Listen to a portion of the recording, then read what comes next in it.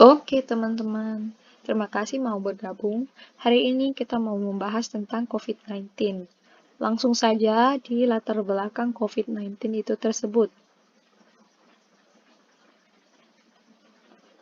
COVID-19 atau dengan nama lain, Coronavirus Disease 2019 atau SARS-CoV-2 atau Severe Acute Respiratory Syndrome Coronavirus 2 ditemukan pertama kali di Wuhan, China pada Desember 2019 lalu.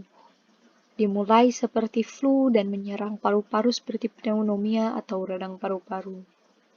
COVID-19 menyebar hingga kasus pertama di Indonesia dikabarkan pada bulan Maret 2020. Virus corona juga sebuah keluarga virus yang ditemukan pada hewan dan manusia, yakni SARS dan MERS, yang mana SARS adalah Severe Acute Respiratory Syndrome dan MERS adalah Middle East Respiratory Syndrome. Jumlah kasus.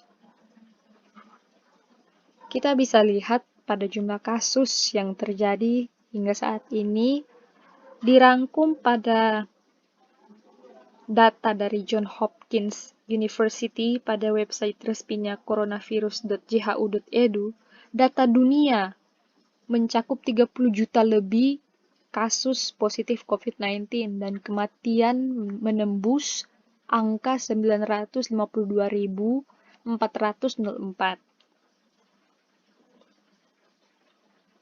Sedangkan data yang ada di Indonesia berdasarkan data dari gugus tugas percepatan penanganan COVID-19 pada website resminya covid19.go.id, tercatat ada 240 lebih kasus COVID-19 dan kematian sebanyak 9.448.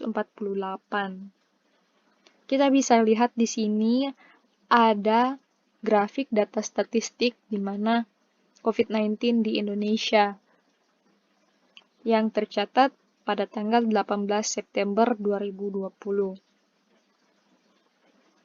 COVID-19 rentan terkena kepada orang yang memiliki imunitas tubuh yang rendah atau rawan terserang penyakit. Semua usia dan kalangan bisa saja terkena COVID-19. Dampak yang ditimbulkan dari COVID-19 ini. Kita bisa lihat, selain dari apa yang dituliskan, sebenarnya masih banyak lagi yang ditimbulkan oleh COVID-19 ini, di mana ada korban positif berjatuhan di mana-mana, pendidikan, di mana diterapkannya pembelajaran daring, masalah jaringan, masalah kuota, transportasi, adanya PSBB, macet, dan lain-lain sebagainya. PHK, banyak pekerja, karyawan-karyawati yang diputuskan kerjanya oleh karena COVID-19 ini, karena berdampak pada perusahaan mereka. Pariwisata, krisis ekonomi, mental health, dan para medis yang berjatuhan di mana-mana. Seperti yang kita bisa melihat, mereka adalah orang yang terdepan melawan COVID-19 ini. Penyebaran COVID-19 tersebut. Penyebaran COVID-19 itu bersifat yang pertama, tidak sengaja menghirup percikan ludah atau droplet yang keluar dari penderita COVID-19, entah itu batuk atau bersin. Memegang mulut atau hidung tanpa mencuci tangan terlebih dahulu setelah menyentuh benda yang terkena cipratan droplet penderita COVID-19. Dan yang ketiga, kontak jarak dekat dengan penderita COVID-19. Gejala yang dialami oleh penderita COVID-19. Ada 3 gejala umum di mana demam, suhu tubuh di atas 38 derajat, batuk kering, dan sesak nafas. Gejala lain ada diare, sakit kepala, dan lain-lain. Penanggulangan.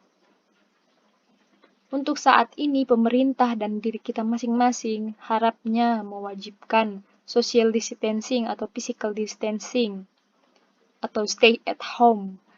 Rajin mencuci tangan, tidak memegang mata, hidung, dan mulut. menjaga kesehatan dan imun tubuh menggunakan masker, menghindari kontak langsung dengan penderita.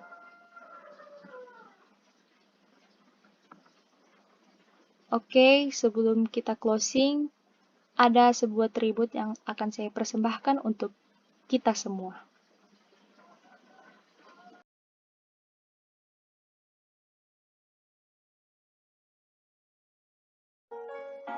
Imagine there's no COVID. It isn't panic to do. Nothing to kill or die for, and no crisis too.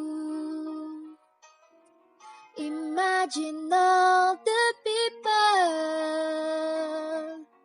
living life in peace. You may say I'm dreamer, but I'm not the only one. I hope someday you'll join